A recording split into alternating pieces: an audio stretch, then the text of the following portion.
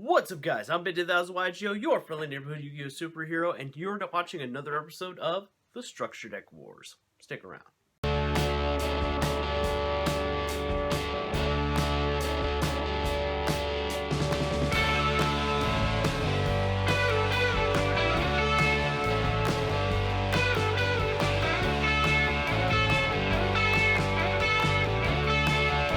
Alright, so today's matchup is going to be the Realm of Light versus, not Wave of Light, Realm of Light, which is the Lightsworn structure deck, versus Dino Masher's Fury. Why? Because the Yugi God secretly hates me. They decided to pit my two favorite decks against each other. So, unfortunately, my two favorite decks are going to be up against each other, of course, because Dinosaurs, Lightsworn, my favorite decks, of course. Because some deity upstairs is angry with me and is punishing me. So they're making my two favorite decks duke it out to go to the next round. So, if you're new here to this series, this is what we do.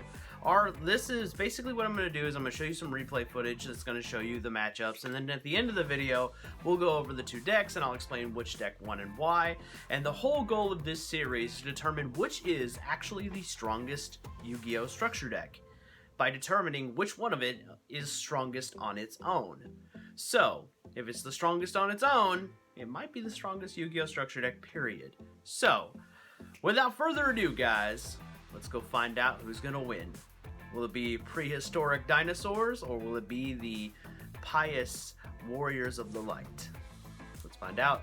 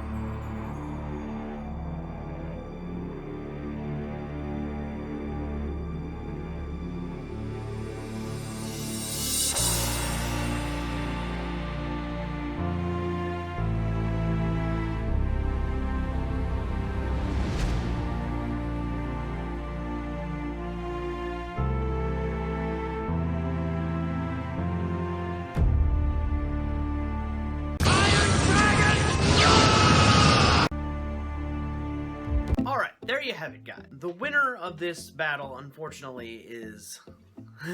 well, unfortunately for some, is dinosaurs. For me, it was a lose-lose, to be honest with you guys, because my two favorite decks were up against each other, Lightsworns and dinosaurs. It was a sad day for me. I'm hurt on the inside. So but I got to be happy that one of my favorite decks won, but I'm also sad because my other favorite deck didn't win. Like, if I had my way, like, you know, these two would have been the final two for the whole thing, but that probably would have been disingenuous. But unfortunately, they got paired up against each other in the randomizer, and this is what happened. So, but before we can really talk about the winner, we need to talk about the loser. So that is why behind me up around here you see the Lightsworn structure deck. Because let's face it, guys, this deck, Lightsworn, I love Lightsworn, okay? I love the luck aspect of it, the game of chance aspect of it. It's very fun. It's a deck that's been ahead of its time. I mean, there's a reason Konami was all like, punch it! No, oh crap, we made it! Punch it again! Punch it again! Like, I wasn't really playing Yu-Gi-Oh! At the time, at least not competitively. I was just playing with buddies. But, well, I do gotta say, guys, you know, I was aware that Konami had mega hit this deck. I mean, I remember Lumina being at 1, Judgment Dragon at 1, or I think they even banned it at one point. I'm not positive about that. But I mean, like, and I charge and solo recharge. I remember when I really started playing the deck, like, you know, because I got it, most of the deck from the, like, what was it, like the raw yellow mega packs. That was where I got picked up the deck. But, yeah, this was, so when I was playing, all of their draw and search stuff was just hit like nobody's business. All their best monsters hit to 1. Like, this deck was completely unplayable, right? And people still found a way to play with it. They were like, okay, well, this is what's left. Let's make chaos. You know what I mean? let's put the remnants of it in Chaos Dragons, and people did it. And then, you know, Konami made the structure decks. They had to take stuff off the list, and from that point, you know, the deck was kind of back to full power. Now that it's been kind of power crept out of existence.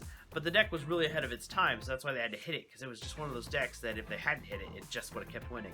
But one of the things that I noticed is you pretty much got the whole Lightsworn list. I mean, if you guys can probably see behind me here. But one of the things that I noticed is you pretty much got the whole Lightsworn list. I mean, if you guys can probably see behind me here. The only thing was, like, you know, I think the filler is part of what hurt this deck too. Alexandrite Dragon. Not to say that, like, if we had had a full-powered Lightsworn deck versus a full-powered Dino, that Lightsworn would have won. I still think Dinosaur had just a huge advantage, but I mean but this deck is obviously older. Power creep's part of the thing. Some of the monsters in this game, in this structure deck, just don't mesh well with it. Like, you know, like for example, Violent Prism doesn't mesh well with the Lightsworns.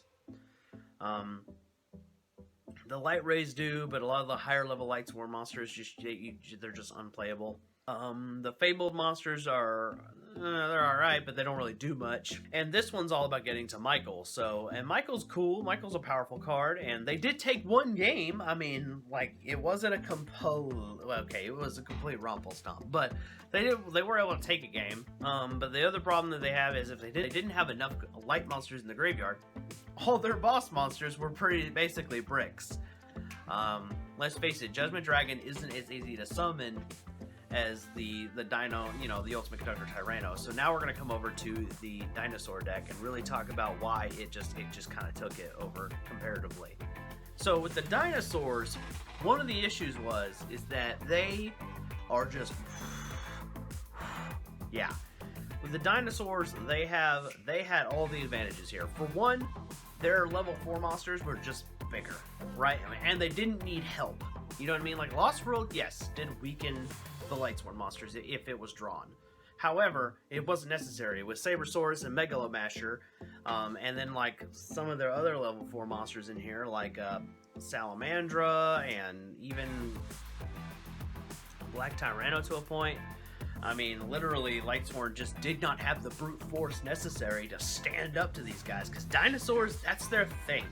Dinosaurs are big, meaty, beefy. I'm gonna punch the crap out of you. That's how they play. They're aggressive. They're, you know, I guess you could say they're predators. I know, bad joke. Because they're all like, basically this was T-Rex.deck. But yeah, and I got to Conductor Tyranno. Even with one Oviraptor, I was able to get to it like just fairly easily. And when I couldn't get to it, there were still other big dinosaurs, because remember, this is one structure deck versus one structure deck. So I had more than one boss monster, but I saw the Conductor Tyranno, like, it was still easy to get to it. The deck, the structure deck has a lot of like things going for it. Like, so for example, yes, it only has one Oviraptor, but with Baby Cerosaurus and Pedetreon, I might as well have just had 3 Oviraptors. So it was still easier for this deck to get to its win condition, which is Ultimate Conductor Tyranno versus Judgment Dragon. Like, that was one of the things that the Lightstorms had problems with, was that they couldn't get to Judgment Dragon in time. Also, Judgment Dragon isn't a quick effect. So when you're comparing the 2 big boss monsters of these 2 structure decks, Ultimate Conductor Tyranno is just the epitome of what a boss monster is. I mean, I can attack everything. This guy's like, oh yeah, I'm going to put it all face down. Oh yeah, I'm going to inflict damage. On top of being 30,500, I mean, there's really, like... I mean, there's a reason why the dinosaur deck doesn't feel like they need any other kind of boss monster. It's all about the Tyranno. He's just that powerful, and the Judgment Dragon might be a field nuke, but if he needs to be like a quick effect in order to keep up in today's metagame, and to keep up against this guy. And this deck just had everything they needed to stand up to that. They have multiple ways to kill the 2 baby dinosaurs that really lead to Oviraptor, which gets you to the Conductor. Lightsworn didn't have the ability to throw enough monsters on the field to attack multiple times and take the life points down to 0, plus their attack points more often than not weren't enough to get over some of the other bigger dinosaurs. So, in essence, I mean, and plus with the Lost World, I mean, the dinosaur normal monsters you summoned off a Rescue Rabbit or anything else could have just, oh yeah, I saved them, and then kill a baby dinosaur, Oviraptor, get my Ultimate Tyranno, good luck killing me. You still gotta get through 2 monsters. It was just this was a complete rumple stomp. That's why out of 5 games, dinosaurs took 4 times. It was just insane. Alright, anyway guys, make sure you stay tuned to the next one. I believe that the next one is... Yeah, the next one is going to be a really interesting and very Halloween themed one. You'll be seeing that one after this one. It is going to be the Samurai structure deck versus the newer zombie structure deck. I can't remember its name off the top of my head, but it's going to be interesting, guys. We're going to see samurais and zombies. Ooh, I can't wait to see who's going to take it. Will it be the warriors with swords? Or will it be the hordes of zombies tearing them apart? So make sure you stick around for that, guys. If you're new to the Ben 10,000 of yugioh channel, please consider subscribing. I don't think that you guys will be disappointed. The content is going to be grade A. I have some really cool stuff I'm working on down the pipeline, so make sure that you guys stick around. I do have an interesting video idea. So, well, a friend of mine came up with it, and we might be doing it soon. So make sure you stick around, like the video if you liked it, and I will catch you later. I'm Ben 10,000 of yugioh, your friendly neighborhood Yu-Gi-Oh superhero, and I'll see you next time. Peace!